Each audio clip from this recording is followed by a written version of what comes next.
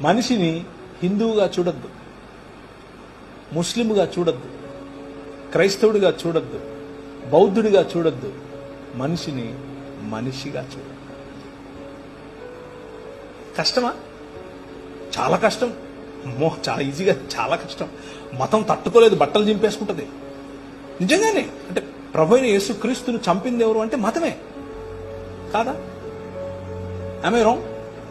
పిలాతు చేతులు కడిగేసుకుని నాకెందుకు రా బాబు, లే చంపండి అని అన్నాడు.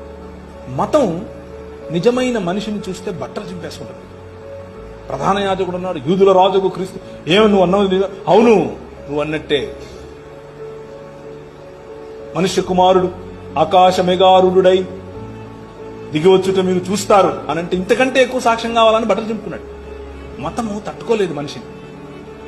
Try to live a real human life. నిజమైన మనిషిగా బ్రతికి చూడు.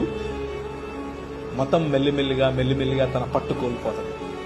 That's what Paul did. Paul చేసింది అదే.